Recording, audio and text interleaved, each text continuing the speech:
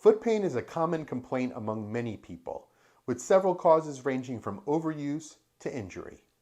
One specific cause of foot pain that is often overlooked is sesamoiditis. I'm Houston podiatrist Dr. Andrew Schneider. Sesamoid bones are small bones under the great toe joint that are located within the tendons of the foot, and they can become painful and inflamed due to a variety of factors. In today's video, we'll explore what sesamoid bones are, what causes them to become painful, and the condition known as sesamoiditis. We'll also discuss sesamoid fractures, their symptoms, and treatment options. Before I do, let others know about these videos. Please like, comment, hit the subscribe button, and share on social media. This will help others find this information.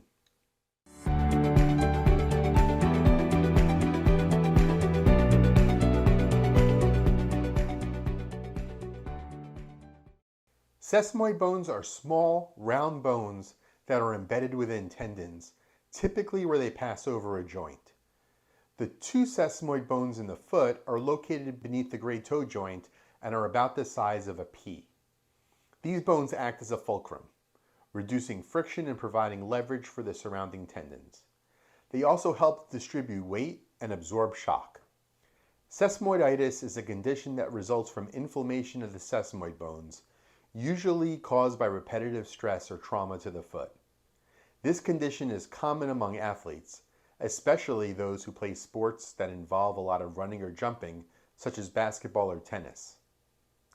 Sesamoiditis can also be caused by wearing high heels or other footwear that places a lot of pressure on the ball of the foot. People with high arches or flat feet may also be at an increased risk for developing sesamoiditis. This is due to excess pressure under the great toe joint. The most common symptom of sesamoiditis is pain beneath the big toe joint. The pain can be dull or sharp, it may worsen when walking or running, and in some cases, the pain may be accompanied by redness, swelling, or bruising. Because so much pressure goes through the great toe joint, every step while walking or running will cause pain and swelling to occur. People with sesamoiditis may also experience difficulty bending or straightening the great toe, and the affected foot may feel tender to the touch. The first step in treating sesamoiditis is to rest the affected foot and avoid activities that exacerbate the pain. Applying ice to the area can help reduce inflammation and pain. Over-the-counter anti-inflammatory medications such as ibuprofen or naproxen can also be used to manage pain and reduce inflammation. In some cases, I may recommend wearing a special surgical shoe to prevent the bending of the great toe joint. This will rest the joint and allow the inflammation to decrease. A custom orthotic can be useful to help to redistribute the weight and reduce pressure on the sesamoid bones. This will prevent the inflammation from returning. Physical therapy may also be recommended to help stretch and strengthen the surrounding muscles and tendons. Sesamoid fractures are another type of injury that can affect the sesamoid bones in the foot. Unlike sesamoiditis, which is caused by inflammation, sesamoid fractures are the result of repetitive stress on the sesamoid bone. The most common symptom of a sesamoid fracture is pain in the ball of the foot, beneath the great toe joint. The pain may be sharp or dull, and it may worsen while walking or running. Individuals with a sesamoid fracture may also experience swelling, bruising, and difficulty bending or straightening the great toe. Treatment for a sesamoid fracture depends on the severity of the injury. In most cases, rest and immobilization of the foot would be sufficient to allow the bone to heal. A cast or walking boot may be recommended to help immobilize the foot and reduce pressure on the affected bone.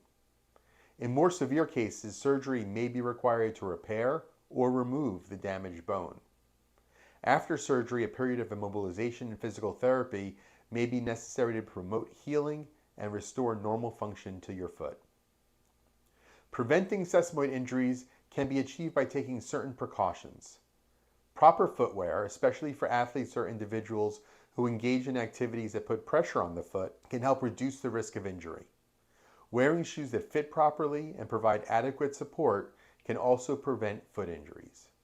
You also want to make sure you're wearing shoes that are appropriate for your sport or activity. It's also important to gradually increase activity levels to prevent sudden increases in stress on the foot. This can be achieved by gradually increasing intensity, duration, and the frequency of activity.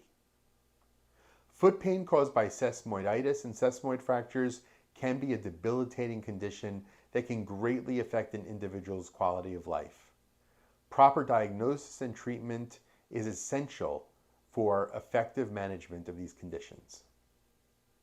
Thanks for taking the time to watch this video. Please take a moment to like, comment, and share on social media.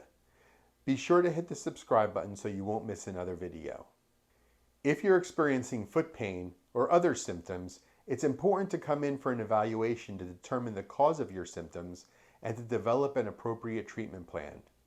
With proper treatment, most people can recover from sesamoid injuries and return to their normal activities. The link is in the description. Thanks so much for watching, and have a great day.